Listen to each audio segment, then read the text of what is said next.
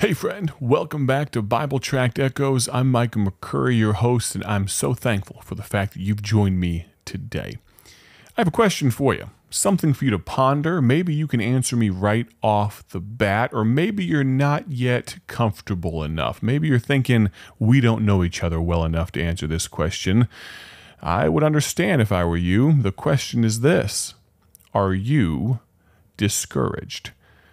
It is likely that there have been different times in your life that you have been discouraged, but maybe right now is or is not one of those times.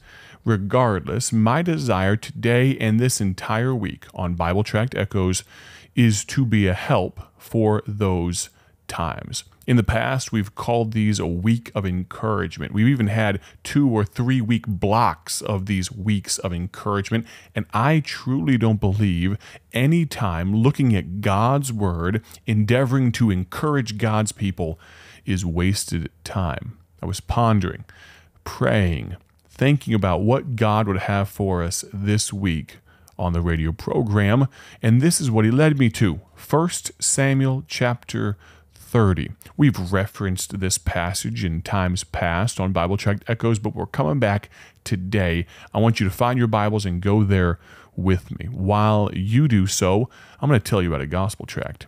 You need to consider getting this gospel tract right here. It's called, How Can a Person Be Away? It's an interesting title.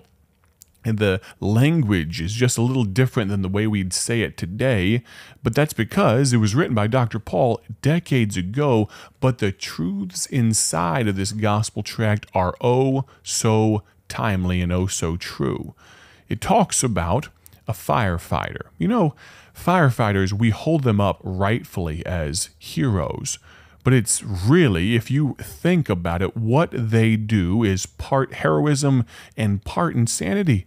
To run into a burning building, my goodness, that truly takes a level of bravery that I don't know if I have. Now, don't get me wrong. I would like to think if my wife or children were in a burning building, if I had a family member, a friend, I'd like to think I'd run in.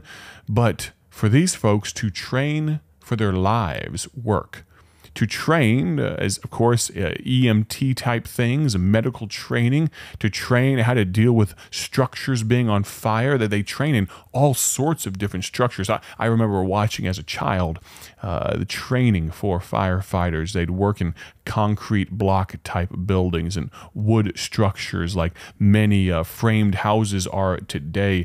They would work in all sorts of different circumstances, vehicles, a car that's on fire, how to deal with those circumstances and not only come out unscathed themselves, but also be able to rescue those that they go in afterwards. Well, firefighters are a way of escape for those on the verge of death. Whether through smoke inhalation or through the flames, fire is nothing to mess around with, and these brave souls become a way of escape for those needing rescue. And that's what this gospel tract is all about. It juxtaposes, compares and contrasts a fireman saving a life with the greatest Savior of all time, Jesus Christ. I'd encourage you, go to BibleTractsInc.org. That's BibleTractsInc.org, and order some of these gospel tracts. They are free as the Lord provides. We put them all over the world, and I'd love for you, if you would, to go to our website, BibleTractsInc.org, and order some of these today. We're in 1 Samuel chapter 30. I'm going to read verses 1 through 6. 1 Samuel 30, verses 1 through 6 in just a moment. If you don't have a Bible with you, that's all right. I've got one. You'll hear me read it aloud in just a moment. We're going to read it, and if you have a Bible, I want you to follow along, though. Maybe you can pull it up on your phone. I want you to realize that what I'm saying, it's not just my opinion. It's not just what I think. It's from the Bible. Our outline today comes from the Bible, and I think it could be a help to you, especially if you find yourself in a circumstance where you'd say, yes, I have been, or I am a little bit discouraged. 1 Samuel chapter number 30. The Bible says this: And it came to pass, when David and his men were come to Ziklag on the 3rd day, that the Amalekites had invaded the south and Ziklag, and smitten Ziklag, and burned it with fire, and had taken the women captive that were therein. They slew not any, either great or small, but carried them away, and went on their way. So David and his men came to the city, and behold, it was burned with fire, and their wives, and their sons, and their daughters were taken captive. Then David and the people that were with him lifted up their voice and wept until they had no more power to weep. And David's 2 wives were taken captive, Ahinoam the Jezreelitess, and Abigail, the wife of Nabal the Carmelite. And David, and this is where we get our thought from, and David was greatly distressed. David, think about that man for just a moment. We've talked about him a few weeks ago, about how he slew Goliath, how he took that beast of a man and separated his head from his shoulders and held that thing up like a trophy and said, this is, I'm paraphrasing a little bit, this is what happens when you defy the God of Israel.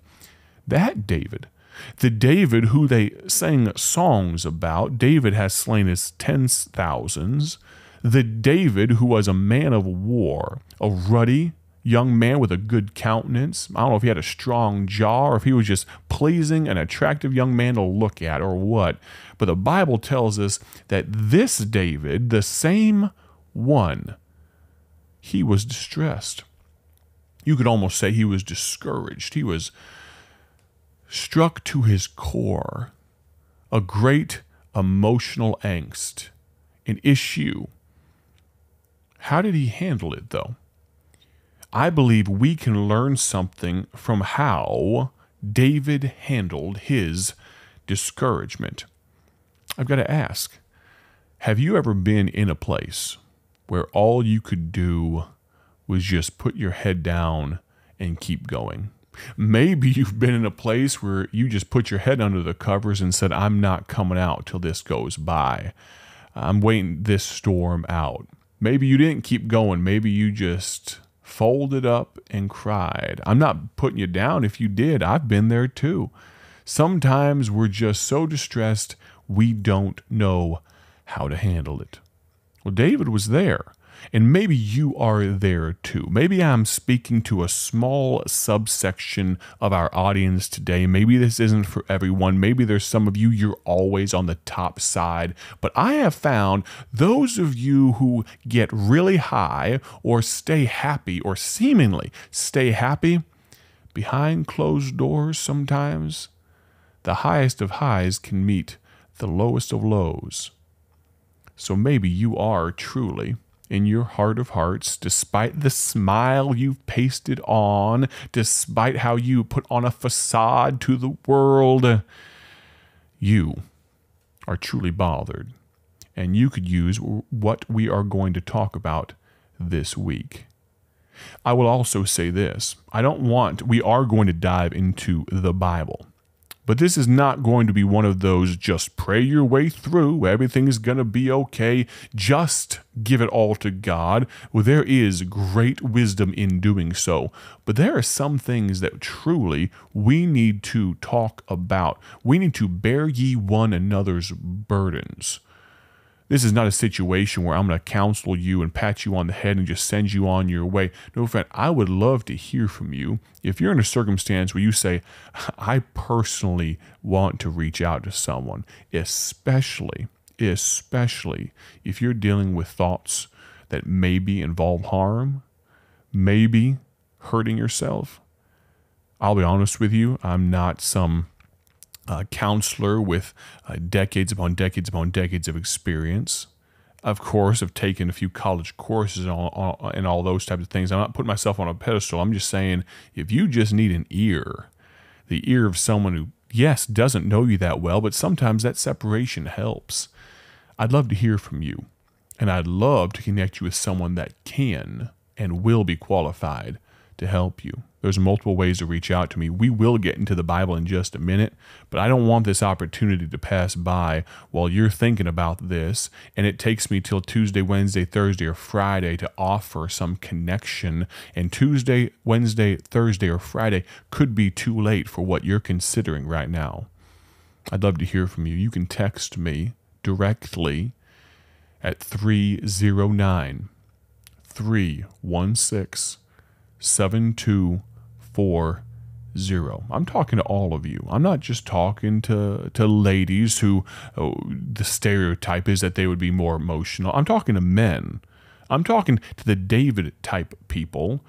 Those that, yeah, you act strong on the outside, but on the inside, there's something tearing you apart. You can text me at 309-316-7240. You can also send me an email, micah@BibleTractsInc.org. And at the conclusion of the program, the announcer will come on, tell you all the ways that you can contact us. If you're watching on YouTube, they're probably giving you all the different ways across the screen that you can contact us as well. I don't want there to be any reason that you have an excuse for why you did not get help today.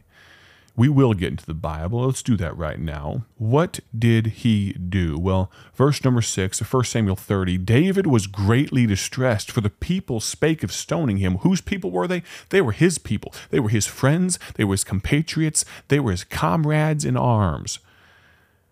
Because the soul of all the people was grieved, every man for his sons and for his daughters. They thought their families had been killed and were gone. Hurt people hurt people. We've talked about this before. But what did David do? But, the tail end of 1 Samuel 30, verse 6, but David encouraged himself in the Lord his God.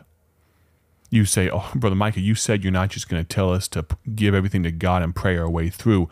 I'll tell you what, friend, we're going to start there, though. There may be some deep-seated emotional things, some mental traumas, some situations of the past that need to be talked through.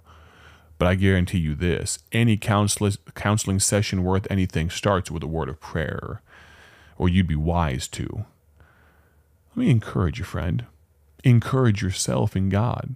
I'd love to talk to you, but better than talking to a man is talking to the creator of you, the creator of the world, the creator of the universe, and yes, the one who in his providence has overseen the issue you're dealing with right now. It may be a problem made by man's hands, but there's never been a problem that God couldn't fix for your good and for his glory. I want to thank you for listening in today. I want you to tune in tomorrow as we continue in this passage of 1 Samuel chapter 30, verse 6. We're going to give a recipe for how to deal with discouragement from the Bible. Thank you so much for listening. This is Bible Tract Echoes. I'm Micah McCurry. Have a wonderful day, a great day for his glory. We'll talk to you soon. God bless.